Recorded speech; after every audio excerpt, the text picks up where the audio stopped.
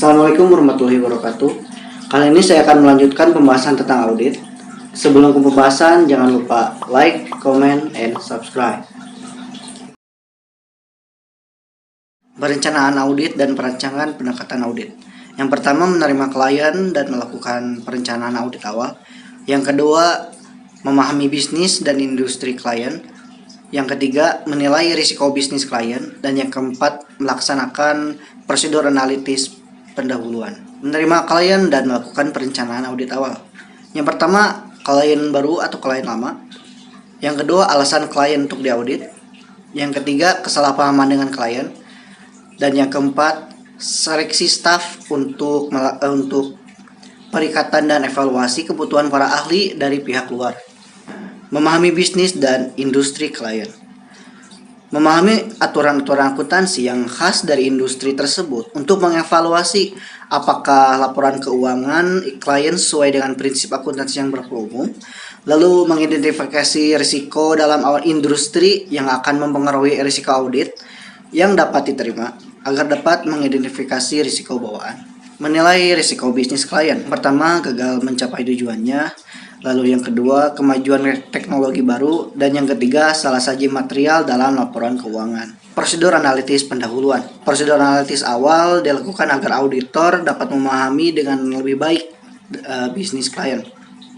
Lalu prosedur yang dapat digunakan adalah dengan membandingkan rasio-rasio klien dengan industri atau kompetitor. Lalu ada tahap-tahap prosedur analitis. Yang pertama, tahap perencanaan. Yang kedua, tahap pengujian. Dan yang ketiga, tahap penyelesaian. Jenis prosedur analitis membandingkan klien dan data industri. Yang kedua, membandingkan data klien dengan data yang sama pada tahun sebelumnya. Yang ketiga, membandingkan data klien dengan hasil. Yang keempat, ekspektasi klien membandingkan data klien dengan hasil ekspektasi auditor. Lalu yang kelima, membandingkan data klien dengan ekspektasi hasil menggunakan data non-keuangan. Materialitas. Besarnya nilai yang dihilangkan atau salah saja informasi akuntansi yang dilihat dari keadaan yang melingkupinya dapat mengakibatkan perubahan atas atau pengaruh terhadap pertimbangan orang yang meletakkan kepercayaan terhadap informasi tersebut karena adanya penghilangan atau salah saja itu. Pertimbangan auditor. Definisi tersebut mengharuskan auditor untuk mempertimbangkan yang pertama, keadaan yang berkaitan dengan entitas. Yang kedua, kebutuhan informasi pihak yang akan meletakkan kepercayaan atas laporan keuangan auditan. Mengapa konsep materialitas penting dalam audit laporan keuangan? Karena auditor tidak bisa memberikan jaminan bagi siapapun bahwa laporan keuangan auditan adalah akurat. Dalam audit laporan keuangan, auditor memberikan keyakinan assurance, yaitu bahwa jumlah-jumlah yang disajikan dalam laporan keuangan beserta pengungkapannya tidak dicatat, diringkas, digolongkan, dan dikompilasi. Lalu yang kedua, bahwa ia telah mengumpulkan hasil kompeten yang cukup sebagai dasar memadai untuk memberikan pendapat atas laporan keuangan auditan. Lalu yang ketiga, bahwa laporan keuangan sebagai keseluruhan disajikan secara wajar dan tidak terdapat salah saji material karena kekeliruan dan kecurangan. Lalu yang keempat, konsep yang melandasi keyakinan yang diberikan oleh auditor. Yang pertama, konsep materialitas, dan yang kedua, konsep risiko audit. Pertimbangan materialitas. Pertimbangan kuantitatif, hubungan salah saji dengan jumlah kunci tertentu dalam laporan, seperti laba bersih sebelum pajak dalam laporan keuangan, total aktiva dalam neraca, total aktiva lancar dalam neraca, dan total ekuitas pemegang saham dalam neraca. Lalu pertimbangan kualitatif seperti kemungkinan terjadinya pembayaran yang melanggar hukum, lalu kemungkinan terjadinya kecurangan, syarat yang tercantum perjanjian kredit dan dari bank, adanya gangguan dalam term laba, dan sikap manajemen terhadap integritas laporan keuangan. Tingkatan materialitas. Materialitas pada tingkat laporan keuangan. Laporan keuangan mengandung salah saji material jika laporan tersebut berisi kekeliruan atau kecurangan yang dampaknya secara individual atau secara gabungan sedemikian signifikan sehingga mencegah penyajian secara wajar. Laporan keuangan tersebut sesuai prinsip akuntansi berterima umum. Lalu materialitas pada tingkat saldo akun. Salah saji minimum yang mungkin terdapat dalam saldo yang akan dipandang sebagai salah saji material. Konsep materialitas pada tingkat saldo akun plus saldo akun material. Besarnya saldo akun yang tercatat. Cara menerapkan materialitas. Auditor menggunakan materialitas. Yang pertama dalam perencanaan audit. Yang kedua pada saat mengevaluasi bukti audit dalam pelaksanaan audit.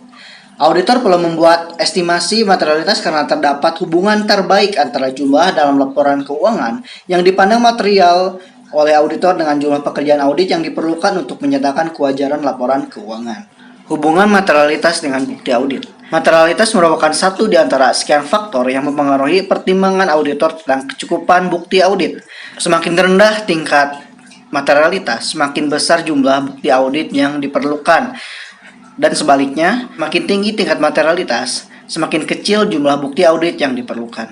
Risiko audit. Risiko audit adalah risiko yang terjadi dalam hal auditor tanpa disadari, tidak memodifikasi pendapatnya sebagaimana mestinya atas suatu laporan keuangan yang mengandung salah saji material. Unsur risiko audit. Yang pertama, risiko bawaan. Kerentanan suatu saldo akun atau golongan transaksi terhadap suatu salah saji material dengan asumsi bahwa tidak terdapat kebijakan dan prosedur pengendalian intern yang terkait. Yang kedua, risiko pengendalian. Risiko terjadinya salah saji material dalam suatu asersi yang tidak dapat cegah atau dideteksi secara tepat waktu oleh pengendalian intern entitas. Dan yang ketiga, risiko deteksi. Risiko sebagai akibat auditor tidak dapat mendeteksi salah saji material yang terdapat dalam suatu asersi. Risiko ini ditentukan oleh aktivitas prosedur audit dan penerapannya oleh auditor. Hubungan antara materialitas, risiko audit, dan bukti audit. Berbagai kemungkinan hubungan antara materialitas, bukti audit, dan risiko audit sebagai berikut. Jika auditor mempertahankan risiko audit dan tingkat materialitas dikurangi, auditor harus menambah jumlah bukti audit yang dikumpulkan. Jika auditor mempertahankan tingkat materialitas konstan dan mengurangi jumlah bukti audit yang dikumpulkan, risiko audit menjadi meningkat. Lalu jika auditor menginginkan untuk mengurangi risiko audit, auditor dapat menempuh salah satu 3 cara sebagai berikut. Yang pertama, menambah tingkat materialitas, sementara itu mempertahankan jumlah bukti audit yang dikumpulkan. Lalu menambah jumlah bukti yang dikumpulkan, sementara itu tingkat materialitas tetap dipertahankan. Dan yang ketiga, menambah sedikit jumlah bukti audit yang dikumpulkan dan tingkat materialitas secara bersama-sama. Tujuan pengendalian internal. Yang pertama, rehabilitas laporan keuangan. Yang kedua, ketaatan pada hukum dan peraturan. Dan yang ketiga, efisiensi dan efektivitas operasi. Sistem pengendalian internal terdiri atas kebijakan dan prosedur yang dirancang untuk memberikan manajemen kepastian yang layak bahwa perusahaan telah mencapai tujuan dan sasarannya. Kebijakan dan prosedur ini seringkali disebut pengendalian dan secara kolektif membentuk pengendalian internal entitas tersebut. Tanggung jawab manajemen dan auditor atas pengendalian internal. Manajemen bertanggung jawab untuk menetapkan dan menyelenggarakan pengendalian internal entitas. Lalu auditor bertanggung jawab memahami dan menguji pengendalian internal atas laporan keuangan. Tanggung jawab pelaporan oleh manajemen menurut Section 404. Manajemen juga harus mengidentifikasi kerangka kerja yang digunakan untuk mengevaluasi keefektifan pengendalian internal. Penilaian manajemen mengenai pengendalian internal atas pelaporan keuangan terdiri atas 2 komponen. Yang pertama, rancangan pengendalian internal. Manajemen harus mengevaluasi apakah pengendalian telah dirancang dan diberlakukan untuk mencegah atau mendeteksi salah saji material dalam laporan keuangan. Lalu yang kedua, efektivitas pelaksanaan pengendalian. Di samping itu, manajemen juga harus menguji efektivitas pelaksanaan pengendalian. Tujuan pengujian ini adalah untuk menentukan apakah pengendalian telah berjalan seperti yang dirancang dan apakah orang yang melaksanakan memiliki kewenangan serta kualifikasi yang diperlukan untuk melaksanakan pengendalian itu secara efektif. Tanggung jawab auditor untuk memahami pengendalian internal. Pengendalian internal yang relevan bagi auditor menurut standar audit. Yang pertama, pengendalian atas reliabilitas pelaporan keuangan, dan yang kedua, pengendalian atas kelas-kelas transaksi. Lalu ada aktivitas pengendalian. Yang pertama, pemisah penyimpanan aset dari akuntansi. Kedua, pemisahan otorisasi transaksi dari penyimpanan aset terkait.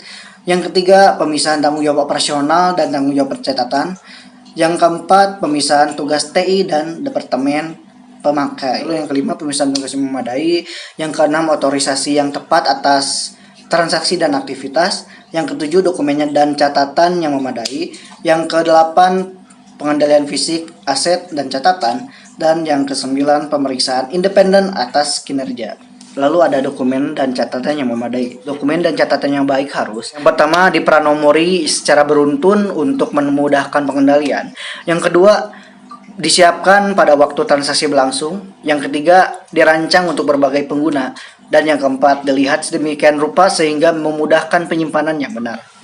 Sistem informasi dan komunikasi bertujuan untuk menilai, mencatat, memproses, dan melaporkan transaksi yang dilakukan entitas serta mempertahankan akuntabilitas aset terkait.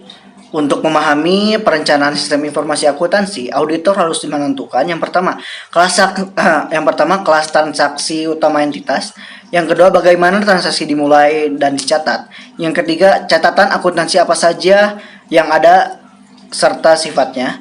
Yang keempat, bagaimana sistem itu menangkap peristiwa-peristiwa lain yang penting bagi laporan keuangan seperti penurunan nilai aset.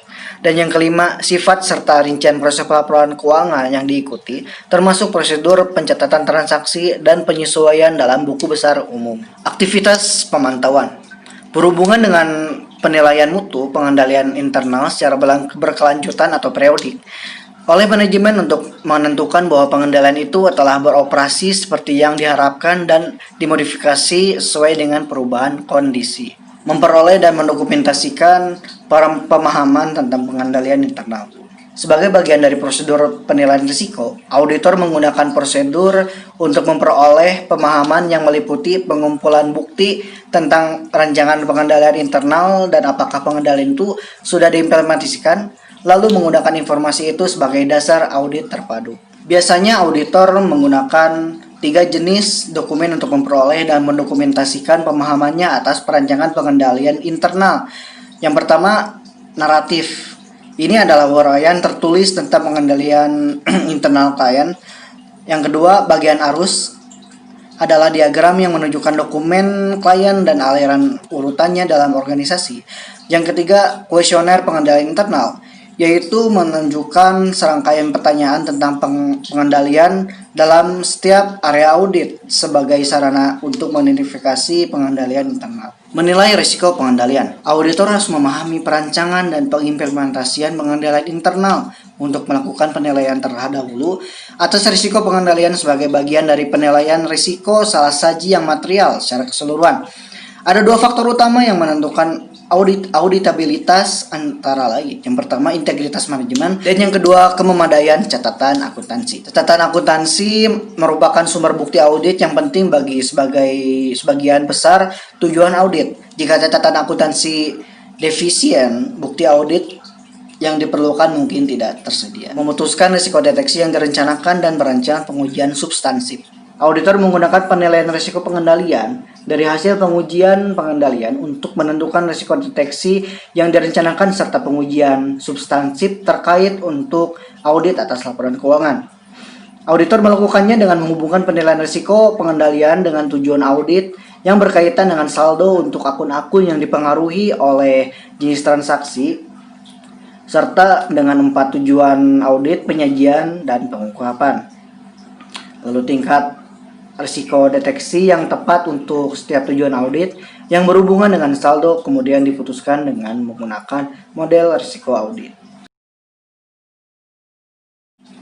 Fraud adalah tindakan ilegal untuk memenuhi kepentingan pribadi atau kelompok, baik dalam bentuk penyalahgunaan wewenang, penyembunyian kebenaran atau desit, pemalsuan dokumen maupun dalam bentuk pelanggaran kepercayaan. Perbedaan kecurangan dengan kesalahan. Kesalahan atau error, suatu tindakan yang tidak disengaja yang dapat terjadi dalam setiap tahap pengelolaan transaksi. Kecurangan atau fraud adalah tindakan kesalahan yang disengaja. Fraud dalam laporan keuangan. Kecurangan dapat dilakukan melalui laporan keuangan dengan cara-cara sebagai berikut. Yang pertama, memanipulasi, memalsukan atau mengubah bukti transaksi dan pembukuan. Yang kedua, dengan sengaja menyajikan secara keliru atau menghilangkan transaksi suatu informasi penting dalam laporan keuangan. Yang ketiga, dengan sengaja menerapkan standar akuntansi secara tidak benar, baik dari sisi jumlah, klasifikasi, cara penyajian, atau pengungkapan. Occupational fraud. Occupational fraud adalah kecurangan melalui penyalahgunaan jabatan.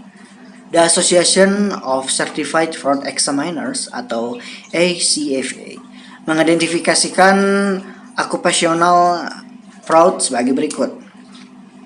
Occupational fraud adalah penggunaan jabatan untuk memperkaya diri sendiri melalui penyalahgunaan secara sengaja sumber daya organisasi.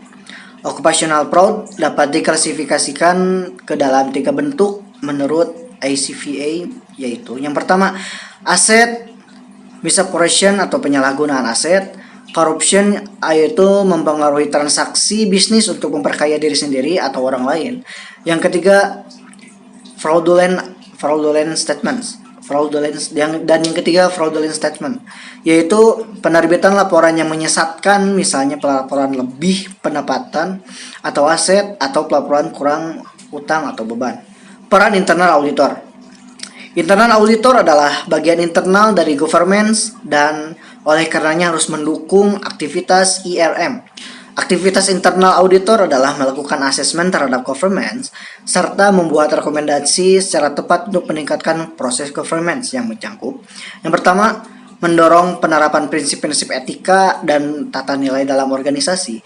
Yang kedua, memastikan efektivitas dan akuntabilitas kinerja manajemen, mengkomunikasikan secara efektif risiko dalam bidang-bidang kritikal organisasi, serta SPI yang digunakan untuk mengatasinya. Dan yang ketiga, meningkatkan kualitas komunikasi dalam organisasi, baik komunikasi internal organisasi maupun komunikasi eksternal organisasi. Skeptisme profesional. Skeptisme profesional adalah kemampuan untuk melakukan evaluasi secara kritis atas bukti dan informasi yang diperoleh.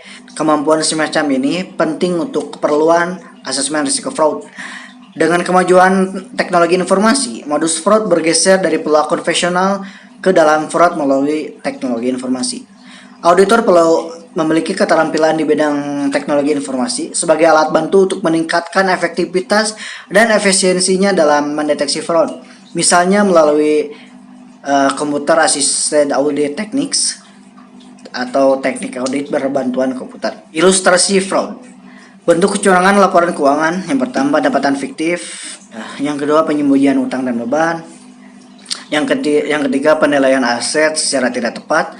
Yang keempat, pengungkapan atas laporan keuangan secara tidak tepat. Dan yang kelima, pisah batas transaksi atau cut off secara tidak tepat. Deteksi. Metode untuk mendeteksi ketidaktepatan, kecurangan, dan penyimpangan akuntansi antara lain. Yang pertama, analisis vertikal dan horizontal atas laporan keuangan atau membandingkan angka-angka laporan keuangan antar periode atau antar komponen pada periode yang sama. Yang kedua, analisis rasio termasuk pengujian cut-off transaksi serta prosedur analitis yang lain. Yang ketiga, review atas keperluan terhadap ketentuan pinjaman dan kesepakatan dengan kreditur. Yang keempat, review atas kepatuhan terhadap ketentuan perpajakan. Yang kelima, wawancara tertulis di manajemen tentang variasi tertentu dalam praktik bisnis serta hal-hal yang perlu mendapatkan penjelasan tertentu. Yang keenam, analisis arus kas termasuk konfirmasi bank, pelanggan atau debitur serta pemasok atau kreditur secara selektif. Dan yang keenam, dalam industri yang diatur secara khusus, lakukan review atas perubahan regulasi atas industri atau atas perusahaan. Pencegahan. Beberapa metode pencegahan. Yang pertama, pemberlakuan praktik audit internal yang independen, objektif, dan kuat. Yang kedua, pemberlakuan standar etika dan integritas pegawai. Yang ketiga, pemantauan secara aktif terhadap manajemen oleh pihak-pihak yang bertanggung jawab dalam masalah governance atau komisaris. Dan yang keempat, penurunan peluang dan tekanan yang menimbulkan kecurangan melalui laporan keuangan. Dan yang kelima, pembatasan rasionalisasi fraud melalui training secara rutin tentang permasalahan fraud. Investigasi fraud. Dalam melakukan perencanaan investigasi fraud, harus dipertimbangkan dalam metode berikut. Yang pertama, pengumpulan data seperti surveillance atau pemantauan secara cermat, interview atau pernyataan tertulis. Yang kedua, pendokumentasian bukti, pertimbangan aturan legal tentang dokumentasi, bukti, serta penggunaan bukti untuk keperluan bisnis. Yang ketiga, menentukan luas kecurangan. Yang keempat, menentukan pola dan teknik kecurangan. Yang kelima, evaluasi penyebab kecurangan, identifikasi pelaku kecurangan. Yang keenam, melakukan identifikasi tentang jenis fraud, penyebab fraud, dan pengaruh fraud terhadap pencapaian tujuan organisasi. Yang ketujuh, menuliskan hasil temuan fraud secara lengkap, sistematis, dan jelas. Yang kedelapan, mendukung bukti fraud dengan kebijakan, standar hukum, dan peraturan yang dilanggar. Dan yang sembilan, menutup laporan dengan kesimpulan dan rekomendasi. Dan yang kesepuluh, laporan hasil audit dibuat untuk mampu memberikan nilai dan manfaat besar bagi pengguna laporan. Yang ke-11, laporan hanya berisi fakta, bebas dari opini pribadi serta informasi lain yang bersifat spekulatif. Dan yang ke-12, laporan tidak memuat atau bersifat tuduhan terhadap siapapun, melainkan hanya berupa pemaparan fakta untuk menyimpulkan adanya fraud. Yang ke-13, keputusan untuk pelaku fraud ada di tangan hakim dan oleh karenanya di luar lingkup kerja internal auditor. Yang ke-14, segera melaporkan ke senior manajemen atau dewan komisaris pada saat dapat dipastikan fraud telah terjadi selama beberapa periode tanpa diketahui. Yang ke-15, menerbitkan laporan tertulis atau bentuk komunikasi formal yang lain pada tahap kesimpulan dari investigasi fraud. Dan yang ke-16, laporan harus mencakup dasar pelaksanaan investigasi awal, jangka waktu investigasi, pelaksanaan observasi, kesimpulan, penyelesaian, dan tindakan koreksi untuk meningkatkan pengendalian.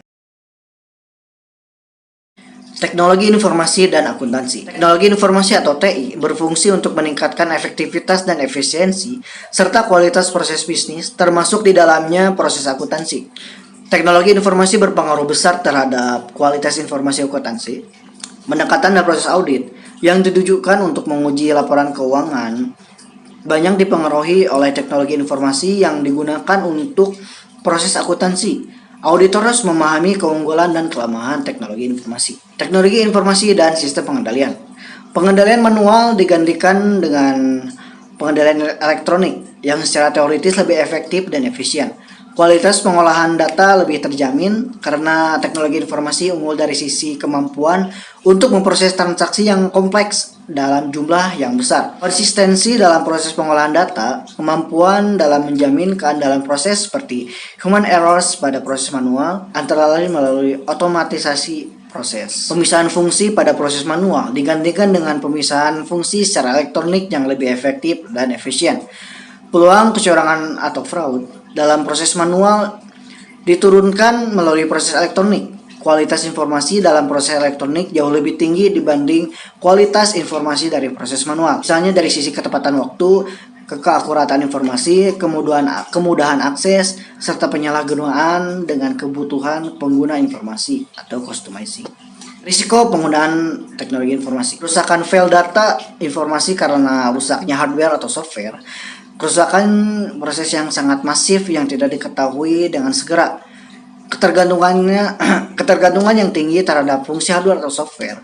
Kerusakan sistematis proses random pada saat proses manual digantikan dengan teknologi informasi. Kerusakan random karena human errors dapat diturunkan, tetapi kerusakan sistematis justru bisa meningkat karena program bekerja secara konsisten. Lalu unauthorized access. Akses online terhadap data elektronik berpotensi meningkatkan risiko akses tanpa otorisasi. Data elektronik yang rata-rata disimpan terpusat dalam database meningkatkan risiko kerusakan atau hilangnya keseluruhan data. Visibility of audit trail. Dalam sistem elektronik, jejak audit tidak lagi visible atau dapat dilihat dengan nyata sebagaimana dalam sistem manual. Selanjutnya, reduce human involvement atau penurunan keterlibatan manusia. Dalam kebanyakan sistem teknologi informasi, karyawan yang berhubungan dengan pemrosesan transaksi tidak bisa melihat hasil akhir dari proses yang dilakukannya, sehingga mereka tidak bisa mengidentifikasi kesalahan proses yang telah terjadi. Lack of traditional authorization atau penghilangan otorisasi manual. Ketepatan otorisasi sangat tergantung pada prosedur elektronik serta keakuratan master file yang digunakan untuk melakukan otorisasi elektronik. Lalu ada reduce separation of duties. Komputer akan melakukan Komputer akan melakukan beragam pekerjaan secara simultan atas pekerjaan yang semula dilakukan secara manual oleh staf dengan fungsi dan tanggung jawabnya masing-masing. Penyatuan berbagai fungsi dengan teknologi informasi memungkinkan staf TI termasuk staf lain memahami teknologi informasi, melakukan kecurangan teknologi informasi, lalu general control pengendalian umum. Ini adalah sistem pengendalian untuk seluruh aspek fungsi TI, mencangkup administrasi TI, pemisah fungsi TI, pengembangan TI, pengamanan akses fisik dan online terhadap hardware atau software atau data, backup data, dan perencanaan kontingensi untuk situasi emergensi. Auditor harus mengevaluasi pengendalian umum untuk keseluruhan TI dalam organisasi. Dan ada application control atau pengendalian aplikasi. Adalah sistem pengendalian untuk program aplikasi yang digunakan untuk memproses transaksi seperti pengendalian untuk sistem penjualan dan penerimaan kas. Auditor harus mengevaluasi pengendalian aplikasi untuk kategori transaksi atau akun karena pengendalian bisa terjadi berbeda-beda untuk setiap kategori transaksi atau akun. Tahap perencanaan dan program audit secara keseluruhan merupakan fase yang terpenting karena pada tahap inilah dihasilkan seluruh program audit yang direncanakan untuk diikuti dalam audit, yang mencakup semua prosedur audit, ukuran sampel, materi yang dipilih, dan waktu pelaksanaannya. Jenis pengujian audit. Dalam mengembangkan keseluruhan rencana audit, auditor menggunakan 5 jenis yang dapat digunakan untuk menentukan apakah laporan keuangan telah disajikan secara wajar. Pengujian tersebut meliputi yang pertama prosedur penilaian risiko, yang kedua pengujian pengendalian, yang ketiga pengujian substansif atas transaksi, yang keempat prosedur analitis, yang kelima pengendalian rincian atas saldo, dan yang keenam ikhtisar jenis-jenis pengujian. Prosedur penilaian risiko. Penilaian ini dilaksanakan untuk menilai risiko salah saji yang material dalam laporan keuangan. Auditor melaksanakan pengujian pengendalian, pengujian substansif atas transaksi, prosedur analitis, dan pengujian atas rincian saldo sebagai respon terhadap penilaian auditor atas risiko salah saji material. Sebagian besar prosedur penilaian risiko auditor dilakukan untuk memahami pengendalian. Lalu pengujian pengendalian. Pengujian pengendalian merupakan prosedur yang digunakan untuk menguji efektivitas kebijakan dan prosedur pengendalian yang diterapkan untuk menilai risiko pengendalian. Pengujian ini meliputi jenis prosedur audit sebagai berikut. Yang pertama, meminta keterangan dari personal klien. Yang kedua, menguji dokumen, arsip, dan laporan. Yang ketiga, mengamati aktivitas yang terkait dalam pengendalian. Dan yang keempat, melaksanakan kembali prosedur klien. Pengujian substansial atas transaksi. Pengujian substansif adalah prosedur yang dirancang untuk menguji salah saji dolar atau salah saji moneter yang secara langsung mempengaruhi kebenaran saldo laporan keuangan. Substantive Test of Transaction atau STOT merupakan prosedur yang digunakan untuk menguji salah saji moneter untuk menentukan apakah tujuan audit terkait dengan transaksi telah terpenuhi. Prosedur analitis. Prosedur analitis melibatkan perbandingan jumlah yang tercatat dengan harapan yang dikembangkan oleh auditor. Dua tujuan penting dalam prosedur ini dalam mengaudit saldo akun adalah tujuan pertama, menunjukkan salah saji yang mungkin dalam laporan keuangan, dan tujuan kedua, memberikan bukti substantif. Apabila auditor mengembangkan ekspektasi dengan menggunakan prosedur analitis dan menyimpulkan bahwa saldo akhir akun tertentu mungkin diabaikan atau ukuran sampel dikurangi. Standar auditing menyatakan bahwa prosedur analitis merupakan jenis pengujian substansif apabila dilaksanakan untuk memberikan bukti tentang saldo akun. Pengujian rincian saldo. Pengujian rincian saldo berfokus pada saldo akhir buku besar baik untuk akun neraca maupun laba rugi. Penekanan utamanya dalam sebagian besar pengujian rincian saldo adalah pada neraca. Pengujian atas saldo akhir ini sangat penting karena bukti-bukti biasanya diperoleh dari sumber independen dengan klien dan dianggap dapat dipercaya. Pengujian rincian saldo dapat membantu dalam menetapkan kebenaran moneter akun-akun yang berhubungan dan karenanya merupakan pengujian substansif. Memilih jenis pengujian yang akan dilaksanakan. Beberapa faktor mempengaruhi pilihan auditor atas jenis pengujian yang akan dipilih, termasuk ketersediaan 8 jenis bukti, biaya relatif dari setiap pengujian, efektivitas pengendalian internal, dan risiko inherent. Ketersediaan jenis bukti prosedur audit selanjutnya. Masing-masing dari 4 jenis prosedur selanjutnya hanya melibatkan jenis bukti tertentu, diantaranya konfirmasi, dokumentasi, dan sebagainya. Dampak teknologi informasi terhadap pengujian audit. Standar audit tim mengakui bahwa jika ada sejumlah besar bukti audit dalam format elektronik, mungkin tidak praktis atau mungkin untuk mengurangi risiko deteksi sehingga tingkat yang dapat diterima dengan hanya melakukan pengujian substansif. Walaupun beberapa pengujian substansif masih diperlukan auditor, dapat mengurangi pengujian substansif secara signifikan jika hasil pengujian pengendalian mendukung keefektifan pengendalian itu. Dalam audit perusahaan publik, pengendalian yang dilaksanakan komputer harus diuji jika auditor mempertimbangkan sebagai pengendalian kunci untuk mengurangi kemungkinan salah saji material dalam laporan keuangan. Namun karena konsistensi yang melekat pada pemrosesan teknologi informasi, auditor mungkin dapat mengurangi luas pengujian atas pengendalian yang terotomatisasi. Namun karena konsistensi yang melekat pada pemrosesan teknologi informasi, auditor mungkin dapat mengurangi luas pengujian atas pengendalian yang terotomatisasi. Bauran bukti. Memilih jenis pengujian mana yang akan digunakan dan seberapa ekstensif pengujian itu harus dilaksanakan dapat sangat bervariasi di antara audit dengan tingkat efektivitas pengendalian internal dan risiko inherent yang berbeda. Bahkan dalam audit tertentu, variasi dapat terjadi dari satu siklus ke siklus lain. Untuk mendapatkan bukti yang tepat, yang mencakup sebagai respon terhadap risiko yang diidentifikasi melalui prosedur penilaian risiko, auditor menggunakan kombinasi dari 4 jenis pengendalian. Selanjutnya, kombinasi ini seringkali disebut sebagai bauran bukti. Perancangan program audit. Umumnya audit mendesain sebuah audit program dalam 3 bagian. Yang pertama, bagian pertama pengujian pengendalian dan pengujian substansif atas transaksi untuk penjualan dan penerimaan kas. Bagian kedua, prosedur analisis substansif untuk keseluruhan siklus. Bagian ketiga, pengujian rincian saldo untuk kas piutang usaha, beban piutang tak tertagih, penyisian untuk piutang tak tertagih, dan piutang usaha rupa-rupa. Pengujian pengendalian dan pengujian substansif atas transaksi. 4 langkah pendekatan ketika auditor merencanakan untuk mengurangi risiko pengendalian. Langkah pertama, menggunakan tujuan audit terkait transaksi terhadap kelas transaksi yang diuji, misalkan penjualan. Langkah kedua, mengidentifikasi pengendalian utama yang mengurangi risiko pengendalian pada setiap tujuan audit terkait transaksi. Langkah ketiga, mengembangkan pengujian pengendalian yang tepat, disusun untuk seluruh internal controls yang digunakan untuk mengurangi penilaian awal terhadap risiko pengendalian di bawah maksimum. Dan langkah keempat, mendesain pengujian tujuan audit terkait transaksi dengan mempertimbangkan kelemahan internal controls dan hasil dari pengujian pengendalian dapat dilakukan secara simultan. Prosedur analitis. Pengujian substansif seperti audit piutang usaha biasanya lebih terfokus dan lebih ekstensif ketimbang yang dilakukan sebagai bagian dari perencanaan.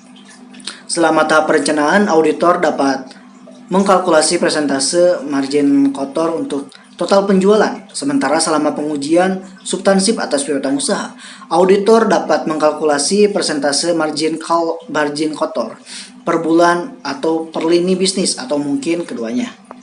Prosedur analitis yang dihitung dengan menggunakan jumlah bulanan biasanya akan lebih efektif dalam mendeteksi salah saji ketimbang yang dihitung dengan menggunakan jumlah tahunan, dan perbandingan lini bisnis biasanya akan lebih efektif dalam mendeteksi salah saji. Pengujian rincian saldo. Untuk merancang prosedur audit pengujian rincian saldo, auditor menggunakan metodologi yang berorientasi pada tujuan audit berkaitan dengan saldo. Perancangan prosedur ini biasanya menjadi bagian yang paling sulit dari seluruh proses perencanaan karena bersifat subjektif dan memerlukan banyak pertimbangan profesional. Ikhtisar proses audit. Fase pertama, merencanakan dan merancang pendekatan audit. Di antaranya menerima klien dan melaksanakan perencanaan awal, memahami bisnis dan industri klien, menilai risiko bisnis klien, melaksanakan prosedur analisis pendahuluan, menetapkan materialitas dan menilai risiko audit yang dapat diterima serta risiko inherent, lalu memahami pengendalian internal dan menilai risiko pengendalian, mengumpulkan informasi untuk menilai risiko kecurangan, dan mengembangkan rencana audit dan program audit secara keseluruhan. Fase kedua, melaksanakan pengujian pengendalian dan pengujian substansif atas transaksi. Melakukan pengujian pengendalian untuk memperoleh buku untuk mendukung pengendalian khusus yang berkontribusi pada penilaian risiko pengendalian oleh auditor. Lalu melakukan pengujian substansif atas transaksi untuk memperoleh bukti untuk mendukung ketepatan moneter transaksi. Lalu fase ketiga, melaksanakan prosedur analitis dan pengujian rincian saldo. Tujuan dari fase 3 ini adalah untuk memperoleh bukti tambahan yang mencukupi guna menentukan apakah saldo akhir dan catatan kaki atas laporan keuangan telah dinyatakan secara wajar. Dua kategori umum diantaranya melakukan prosedur analitis substansif yang menilai kelayakan transaksi dan saldo secara keseluruhan, dan menguji rincian saldo yang merupakan prosedur audit untuk menguji salah saji moneter dalam saldo laporan keuangan. Dan fase keempat, menyelesaikan audit dan mengeluarkan laporan audit. Melaksanakan pengujian tambahan untuk penyajian dan pengungkapan. Prosedur yang dilaksanakan auditor untuk mendukung 4 tujuan yang berkaitan dengan transaksi dan yang berkaitan dengan saldo. Selama fase ini, auditor melaksanakan prosedur audit yang berkaitan dengan kewajiban kontijen dan peristiwa setelah tanggal neraca. Kewajiban kontijen adalah kewajiban potensial yang harus diungkapkan dalam catatan kaki klien. Lalu mengumpulkan bukti akhir, mengeluarkan laporan audit, jenis laporan yang dikeluarkan tergantung pada bukti yang dikumpulkan dan teman audit, dan berkomunikasi dengan komite audit dan manajemen. Auditor diwajibkan untuk mengkomunikasikan defisiensi yang signifikan dalam mengendali internal kepada komite audit atau manajemen senior. Make 'em spicy, Papa.